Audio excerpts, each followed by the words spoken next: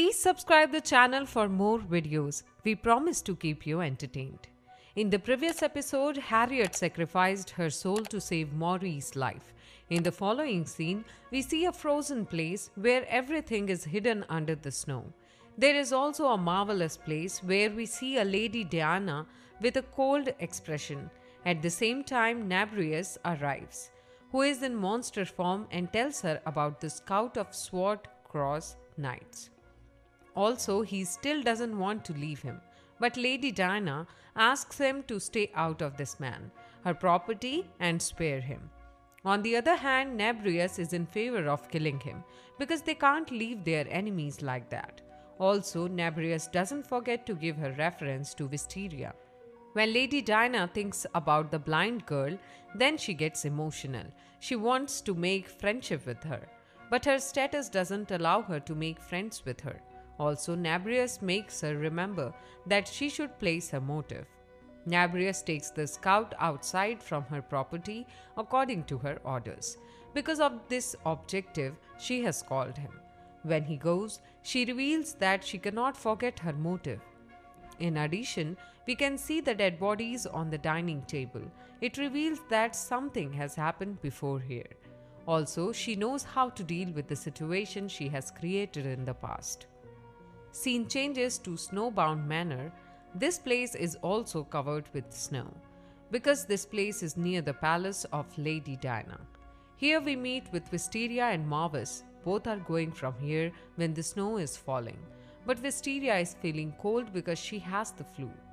Also, Marbas motivates her to move on because they have to reach the place before night falls. Wisteria is also tired to death, but she always obeys his orders. On the other hand, Marbas watches the map and discloses that Lady Diana's place is near. A shine appears in her eyes by listening to it, but it is not for too long because Marbas has no intention of staying there. Instead, he wants to reach his destination as soon as possible. After listening to it, she becomes sad but couldn't do anything. But soon she falls on the snow because she is too much tired. However, Marbas asks her to stand up because they can't stay here. When he looks at her, he understands that the situation is critical. She is barely taking a breath and her condition has worsened. However, Lady Diana and Nabrius were in the sitting area where Nabrius suddenly stood.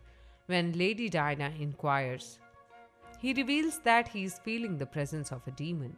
Also, this demon is not ordinary and is the strongest. He also moves to check who is this demon. When he jumps from the window, he looks at Marbas, who is coming to their house for help. But Nabrius inquires a rude question about what he is doing here. Marbas scolds him that it is not the right time to ask. Further, he needs to help Wisteria, and Nabrius has also felt that something is wrong with Wisteria when Wisteria is in Lady Diana's room.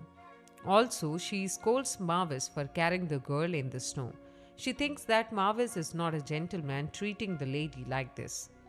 Apart from this, she discloses that Wisteria has a cold due to exhaustion and snowy weather. When Nabrius looks at Lady Diana scolding Marbas, he makes fun of him.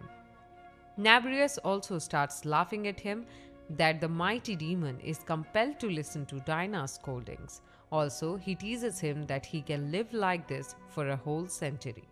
Lady Diana also tries to prohibit him from ridiculing Marbas, but he doesn't listen to her and irritates Marbas by calling him a babysitter. Marbas is pissed off and wants to teach him a lesson, but Nabrius is not the demon who is bothered by these warnings. He doesn't stop himself from making fun of him, and Marbas threatens him with death. Seeing them fighting, Lady Diana asks them to get out of there because Wisteria needs rest. Even though she has thrown them out of the room, they are still ready to fight. Also, Lady Diana has understood that she has made a contract with him. She looks at her and Wisteria is sleeping and looking better. Moreover, we can see Marbas in the sitting area. His imagination jumps to the past where he looks at Wisteria, who has fallen because of tiredness. Now he has jumped to the conclusion that humans are weak. Also, Nabrius takes him to the present situation and advises him that he should know more about humans. Although humans are fragile, sometimes they prove to be helpful for them. Marvis, who remains in his attitude, takes this advice. In other words, he tells him not to speak more. Nabrius is astonished to see his attitude while sitting in his house. He never forgets to mention his behavior at his house. Also, he discloses that they are dealing with a horrible situation. Please subscribe the channel for more videos and let us know in the comments about your favorite part of the video. Thank you for watching.